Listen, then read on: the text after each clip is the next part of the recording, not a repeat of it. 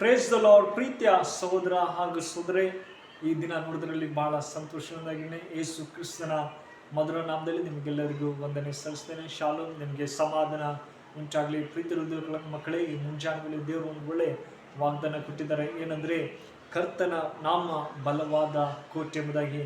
ಅವ್ರ ಪ್ರೀತಿಯ ಮಕ್ಕಳೇ, ದೇವರು ನಾಮ ಬಲವಾದ ಕೋಟೆಯಾಗಿದೆ. ಇದಕ್ಕೆ ಆಧಾರವಾಗಿ ಜ್ಞಾನೋಕ್ತಿ ಪುಸ್ತಕ 18ನೇ 10ನೇ ವಾಕ್ಯ ನಿಮಗಾಗಿ ಓದ್ತೀನಿ. ದಯಮಾಡಿ ನಿಮ್ಮಲ್ಲಿ ಸತ್ಯವೇದವಿದ್ದರೆ ತೆಗೆದು ಧ್ಯಾನಿಸಬೇಕೆಂಬುದಾಗಿ ನಾನು ಕೇಳ್ಕೊಳ್ತೇನೆ. ಅಲ್ಲಿ ಹೀಗೆ ಬರ್ತಾರೆ, ಏನಂದರೆ, ಯೆಹೋವನ ನಾಮವು ಬಲವಾದ ಬುರುಜು, ಶಿಷ್ಟನು ಅದರೊಳಗೆ ಓಡಿ ಹೋಗಿ ಭದ್ರವಾಗಿ ಇರುವನು. ಆಮೇನ್, ಅಲ್ಲಿಗೆ. ಹೌದು ಪ್ರೀತಿಯ ಮಕ್ಕಳೇ, ಯೆಹೋವನ ನಾಮವು ಬಲವಾದದ್ದು, ಮತ್ತೆ ಬುರುಜು ಶಿಷ್ಟನು ಅದರೊಳಗೆ ಓಡಿ ಹೋಗಿ ಭದ್ರವಾಗಿ ಇರ್ತಾರೆ ಎಂಬುದಾಗಿ. ಒಂದು ಪ್ರೀತಿಯ ಮಕ್ಕಳೇ, ದೇವರಲ್ಲಿ ನಾವು ಇರುವಾಗ ಆತನ ನಾಮ ಬಲವಾಗಿ ಇದೆ ಎಂಬುದಾಗಿ ನೋಡ್ತೇವೆ. ಪ್ರೀತಿಯ ಮಕ್ಕಳೇ, ಒಬ್ಬ ವ್ಯಕ್ತಿ ಇದೇ ಥರ ದೇವರ ಹತ್ರ ಹೋಗ್ತಾನಂತೆ. ಹೋಗುವಾಗ, ನೀನು ಯಾರು, ನಿನ್ನ ಹೆಸರು ಏನು ದೇವರೇ ಎಂಬುದಾಗಿ ಕೇಳ್ತಾನೆ. ನೋಡಿ, ಆಶ್ಚರ್ಯವಾಗಿ ದೇವರು ಹೇಳ್ತಾರೆ, ನಾನು ಅದ್ಭುತ ಮಾಡುವಂಥ ದೇವರು. ಅದು ಆತನ ಹೆಸರು ಉತ್ತರಿಸಿದನು.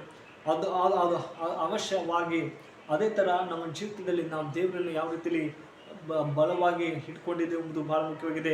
ಅದಕ್ಕೆ ನೋಡಿ, ನ್ಯಾಯಸ್ಥಾಪಕರು 13ನೇ 18ನೇ ವಾಕ್ಯ ನೋಡೋದಾದ್ರೆ ಪ್ರೀತಿಯ ಮಕ್ಕಳೇ, ಅಲ್ಲಿ ನೋಡ್ತೀವಿ ಏನಂತಾರೆ, 13-18 ವಾಕ್ಯ ಹೇಳ್ತದೆ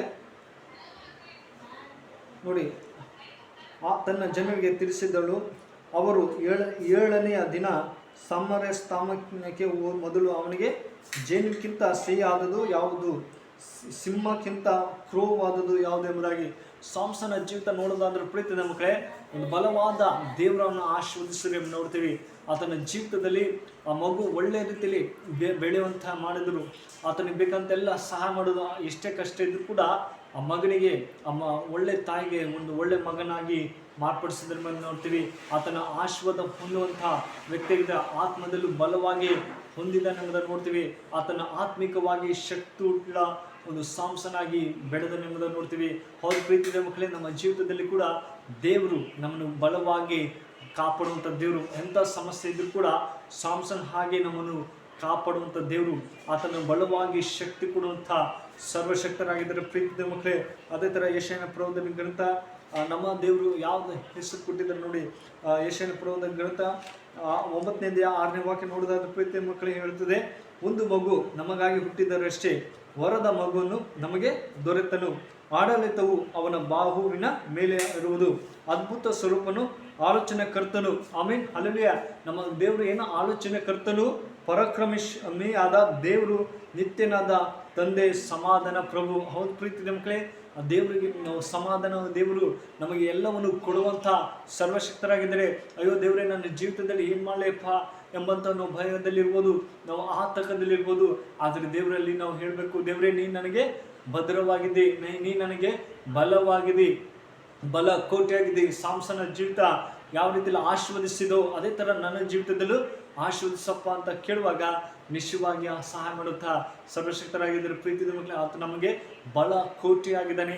ನಮಗೇನು ಭಯವಿದ್ದರೂ ಕೂಡ ದೇವರು ನಮಗೆ ಸಹಾಯ ಮಾಡುತ್ತ ದೇವರು. ಅಯ್ಯೋ ನನ್ನ ಮಗ, ನನ್ನ ಮಗಳು ಯಾವುದೋ ಇದರಲ್ಲಿ ಕಷ್ಟದಲ್ಲಿದ್ದಲೆ, ವೇದನೆಯಲ್ಲಿದ್ದಲೆ, ಅವ್ರನ್ನ ಬಿಡಿಸ್ಬೇಕೆಂಬುದೇ ದೇವರ ಆಸೆಯಾಗಿದೆ. ಹೌದು ಪ್ರೀತಿಯ ಮಕ್ಕಳೇ, ಒಂದು ಚಿಕ್ಕ ಕಥೆ ನಾವು ನೋಡುವುದಾದರೆ, ಅಲ್ಲಿ ಒಂದು ಹುಡುಗ ಇದ್ದ, ಯೌವನಸ್ಥ ಹುಡುಗ. ತಂದೆ ತಾಯಿ ಎಲ್ಲ ಒಳ್ಳೆ ಆತ್ಮಿಕವಾಗಿ ಬೆಳೀತಾ ಇದ್ರು. ಆದರೆ ಈ ಯೌವನಸ್ಥ ಹುಡುಗ ತನ್ನ ಇಷ್ಟ ಬಂದ ಹಾಗೆ ಕಾಲೇಜಿಗೆ ಹೋಗದೆ ಅಲ್ಲಿ ಹಾಗೆಟ್ಟಿಂದ ಜೀವಿಸಿ ತನ್ನ ಸಮಸ್ಯೆ ವ್ಯರ್ಥ ಮಾಡ್ಕೊತಿದ್ದ.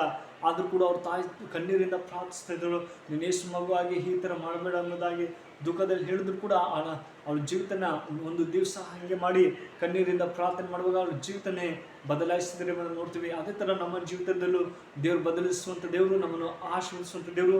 ಆತ ನಮಗೆ ಬಲವಾಗಿ ಕೋಟೆ ಆಗಿದ್ದಾನೆ. ಈ ವಾಕ್ಯ ನಿಮ್ಮ ಜೀವಿತದಲ್ಲಿ ಆಶೀರ್ವದಿಸಿ ಕಾಪಾಡಿ. ಪ್ರಾರ್ಥನೆ ಮಾಡೋಣ. ಕಣ್ಣು ಮುಚ್ಚಿಕೊಂಡು ಪ್ರಾರ್ಥನೆ.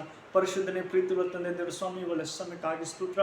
ಕಳೆದ ವಾರ ಎಲ್ಲ ಅದ್ಭುತವಾಗಿ ಕಾಪಾಡು ದೇವರೇ. ನೀನು ವಾಗ್ದಾನ ಮಾಡಿದಲ್ಲಪ್ಪ, ನೀ ನಮ್ಮನ್ನು ಬಲವು ಕೋಟೆಯಾಗಿದೆ. ಈ ವಿಡಿಯೋ ಯಾರು ನೋಡ್ತಾರೆ ಮಕ್ಕಳನ್ನು ಬಲ ಕೊಡು, ಅವರಿಗೆ ಆಶೀರ್ವದಿಸಿ ಕಾಪಾಡಪ್ಪ ಅಂತ ಪ್ರಾರ್ಥಿಸಿದ್ರೆ ಎಲ್ಲ ಸಮಸ್ಯೆಯಿಂದ ಬಿಡುಗಡೆ ಕೊಡು. ಪ್ರೀತಿಗಳೊಂದಿಗೆ ಈ ಚಿಕ್ಕ ಪ್ರಾರ್ಥನೆ ಕೇಳಿದಂತೆ ಯೇಸು ಕ್ರಿಸ್ತನಲ್ಲಿ ಬೇಡ್ತೇನೆ ಜೀವಿತಂದೆ. ಆಮೇನ್. May God bless you.